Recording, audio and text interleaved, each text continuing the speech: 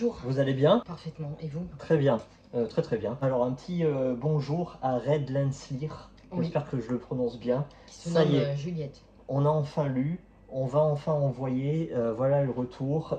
Surveille ta boîte aux lettres en espérant que Laurent a reçu le sien. Normalement aujourd'hui. Voilà, très bien. Donc, de quoi parlons-nous aujourd'hui? On va parler donc de l'Empire des femmes Oui, par Cassandre Lambert. c'est 330 pages. Quelle maison d'édition, s'il te plaît? Alors, roman Didier Jeunesse. Très bien, et c'est quel genre? C'est du fantasy. Oui, on va dire. La oui. romance Oui, fantasy. oui, voilà, exactement. Qui es-tu, Cassandre? Alors Cassandre, c'est une jeune femme Hmm qui est née en 2000. Je vous laisse faire le calcul de son âge du coup. Peut-être 23 ans. Tout simplement. Oui. Attention, elle a écrit depuis tout le temps.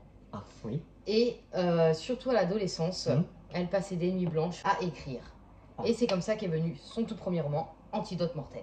Très bien. En tout, elle a 6 voilà. livres, je vais en mettre d'autres en photo. Oui. Donc on va parler plus précisément de celui-ci. Oui, alors ça, c'est un tome 1, Oui. Sapientia, si je le prononce bien. Mm. Et c'est une duologie Oui. antisexiste. Très bien. Donc il y a seulement 2 tomes. Oui. Voilà. En fait, une duologie, c'est un ouvrage séparé en deux. Les deux sont complémentaires et à la fois contraires. Donc Voilà. certainement le premier, c'est point de vue des femmes et l'autre, point de vue des hommes. Donc, est-ce que tu veux nous faire un petit résumé? Le résumé, ça va être très simple, hein. Alors là, on est dans une espèce d'antiquité imaginée. On est à Sarpienza, un truc comme ça. En gros, on est chez les Grecs. Voilà, on va pas tourner autour du pot 50 ans.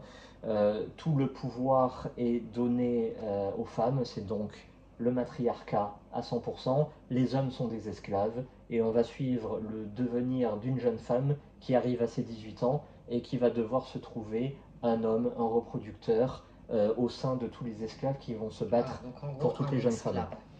Évidemment, elle va flasher sur un, on ne sait pas trop pourquoi.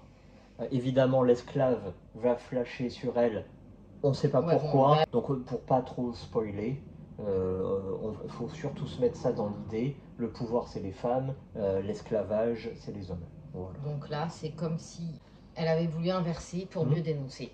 Totalement. Est-ce qu'on peut parler d'antisexiste? Parce que mine de rien, la femme est en avant, mais l'homme est rabaissé. Oui. En fait, c'est toujours pareil. On ne trouvera jamais un juste niveau. Et pourtant, c'est ce qu'on veut. Voilà. Donc, est-ce que c'est plaisant? Pas vraiment. La femme est beaucoup trop haute, en fait. C'est décrit comme innovant. Oui. J'ai pas trouvé ça innovant. Pas du tout. Et puis, ça rabaisse l'homme. Deux gros points noirs. Hein. C'est-à-dire que les femmes sont censées être au pouvoir, mais elles ne sont décrites dans ce bouquin que dans le prisme de la sexualité, voilà. De la reproduction, des règles et de l'achat de colliers, des robes et tout ça. C'est-à-dire que elles sont au pouvoir, on aimerait avoir l'historique de la cité, comment elles sont arrivées au pouvoir, quelles sont leurs techniques, quelle est leur politique, quel est leur social. En fait, les femmes, uniquement dans ce prisme-là, c'est très caricatural et à la fois très triste. Voilà. Il n'y en a pas une qui sort du lot. Voilà. Deuxième gros bémol, c'est l'écriture. L'écriture de l'auteur, on voit qu'elle est relativement jeune, on voit que c'est l'un de ses premiers, ça manque de relâcher. Voilà, c'est une écriture... Elle essaye de trop bien écrire, c'est exactement ça. Mais elle oublie sa signature. Elle oublie le relâcher de l'écriture. Arrivé à un moment, il faut éviter de trop se concentrer sur le bon mot, voilà, et la bonne virgule. Il y a des choses aussi qui ne se font pas. C'est-à-dire que quand c'est la protagoniste féminine qui s'exprime, c'est très bien, c'est bien écrit. Quand c'est le protagoniste principal, homme, j'ai oublié les prénoms, hein, désolé, qui s'exprime, non, en fait, parce que ça colle pas avec le siècle. L'une est censée être jeune, être au pouvoir, l'autre est censé être un homme avec de l'expérience, esclave. Les deux s'expriment de la même façon. Ça colle pas. Voilà. Il y a des choses qui ne se disent pas entre deux hommes. Oui. Voilà. Est-ce qu'elle n'a pas voulu faire un choc de génération? Quand tu as deux potes qui discutent, surtout... Juliette, bouge-toi les oreilles. Surtout au temps de l'Antiquité, un mec qui dit à son pote ouais mais toi t'es un beau gosse ténébreux.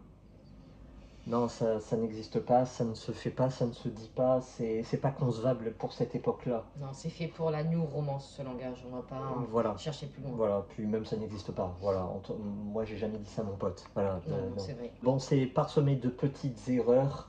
En reste une intrigue simple, parfois cliché, parce que les combattants qui sont dans l'arène, comme au temps des Romains, bon, c'est Gladiator.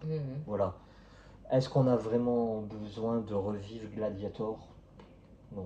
Après, on n'est pas non plus dans les clichés, c'est-à-dire que moi je m'attendais à de la romance toutes les 10 pages, à savoir que là il n'y en a pas. À savoir que sous-jacent, il y a quand même un projet. Et le projet va être dans le tome 2. Voilà. Enfin, j'espère, je croise les doigts. Et donc, ça, moi, j'aurais aimé savoir, avoir une petite piste dans le tome 1. Qui te donne envie du 2. Qui me donne envie du 2. Parce que là, est-ce que j'ai envie de me relancer là-dedans? Non. Très bien, je suis totalement d'accord avec ton avis. De toute façon, on pense exactement pareil sur, donc, l'Empire des femmes. Après, l'idée aurait pu être bonne, le pouvoir aux femmes, ça aurait pu être bon, mais avec un minimum de réflexion, un minimum de matière, un minimum d'organisation. Voilà, la construction sociale, c'est toujours très intéressant et ça amplifie l'immersion. Parfait. Est-ce que tu le conseilles? Non. Et si oui, à qui? Non, voilà. Je le conseille pas, je suis désolée, je l'ai pas fini. Je le conseille pas, ça m'a pas plu, c'est pas mon genre. Moi, le fantasy, voilà, c'est vraiment. Et je pensais pas partir là-dedans en voyant la couverture et le résumé. Oui. Déjà, je m'attendais pas du tout à ça. Oui, donc, totalement. Non. Moi, j'y suis allé jusqu'au bout, hein, les 330 pages. Est-ce que je le conseille? Si vous aimez la romance et au temps de l'Antiquité. Au temps des beaux gosses ténébreux. Pourquoi pas? Après, si vous êtes comme moi, non. Voilà, clairement, mais à 100% non. Peut-être pour les adolescents. Oui, voilà. Voilà. En tout cas, merci Juliette pour cette découverte. Et bonne lecture et fais-nous ton retour aussi. Hein. Il va partir. Très bien. Merci à vous. À bientôt.